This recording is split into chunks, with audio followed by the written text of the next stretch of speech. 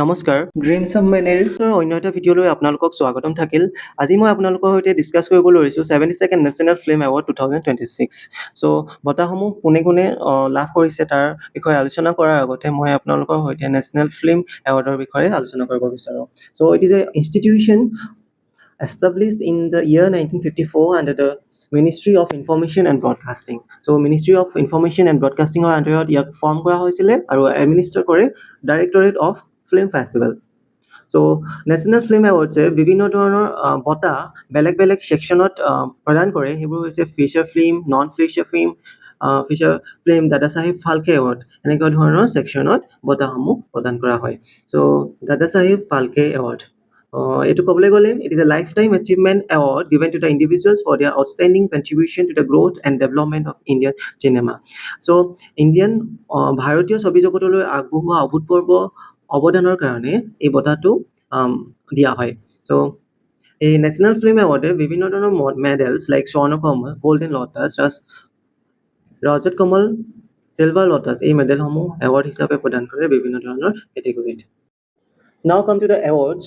This year, the best feature film goes to Article 370, directed by Aditya Suhas Jambhali. Best non-feature film goes to Bhangar, Sumira Roy, and Best Documentary award goes to Ram Nami by Bharatwala Ganapati. So now আপোনালোকে জানিব লাগিব যে Article 370 কি হয়। ই এটা ভাৰতীয় সংবিধানৰ 370 article আছিলে যিটো which was related to the special status of Jammu and Kashmir, but in the year 2019 Government of India abrogated the article and revoked the special status of Jammu and Kashmir. But hey, তেনেকুৱা এটা পৰিপ্ৰেক্ষিতত আমাৰ ground লেভেলত কাম কৰি থকা NIA national intelligence এজেঞ্চিৰ এজন ইণ্টেলিজেঞ্চ অফিচাৰে কি ধৰণৰ ভূমিকা আগবঢ়াই আছিলে তেওঁৰ ভূমিকাৰ কেন্দ্ৰ কৰিয়ে এখন ফিল্ম বনোৱা হৈছিলে, সেইখনেই হৈছে article 370। Now come to best non-feature film. This award goes to Bhangar by Sumira Arora.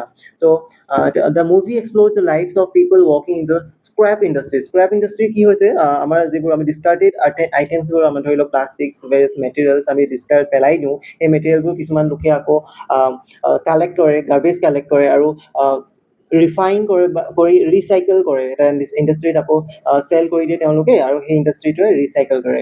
চ' সেইটোৱেই হৈছে স্ক্ৰেপ ইণ্ডাষ্ট্ৰী। এনেকুৱা এটা স্ক্ৰেপ ইণ্ডাষ্ট্ৰীৰ সৈতে জড়িত মাৰ্জিনেলাইজ ছেকশ্যন এটাৰ মানুহখিনিক ৱৰ্কিং কণ্ডিশ্যন বা তেওঁলোকৰ জীৱনৰ লৈ এখন ফিল্ম প্ৰস্তুত কৰা হৈছিলে, সেই ফিল্মখনেই হৈছে ভাংগাৰ। চ' এই ফিল্মখনে বেষ্ট নন ফিচাৰ ফিল্মটো পাবলৈ সক্ষম হৈছে। Now come to Best Documentary Award. So this award goes to Ram Nami by Bharatwala Ganapati.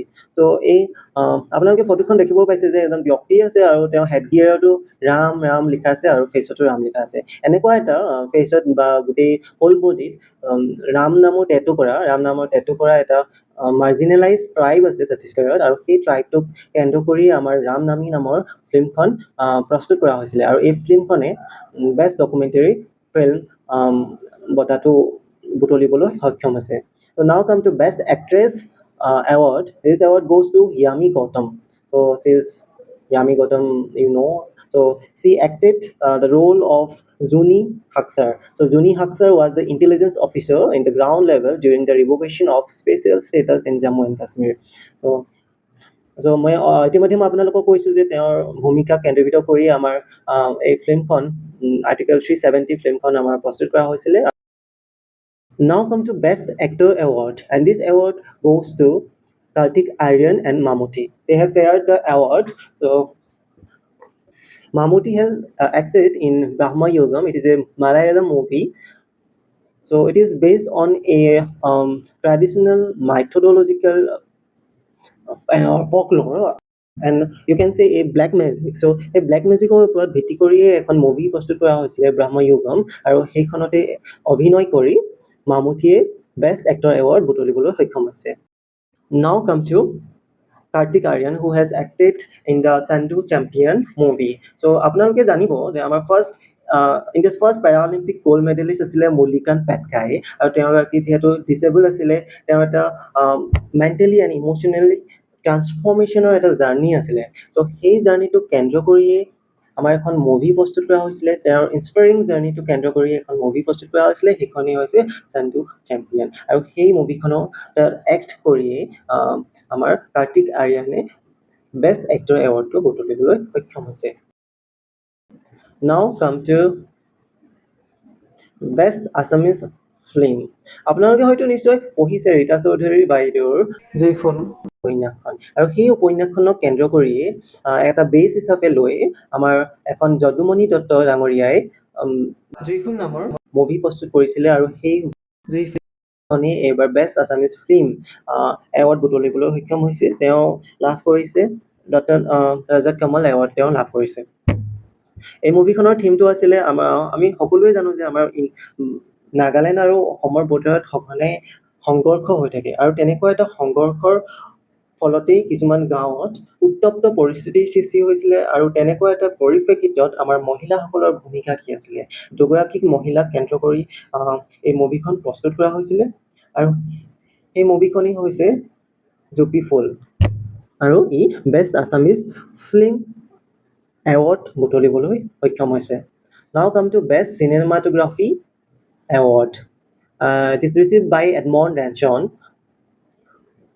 চ' এই মুভিখন বেছ কৰা হৈছে আমাৰ সাতখন ৰাজ্যৰ তাঁতশালৰ শিপিনীসকলৰ জীৱনশৈলীক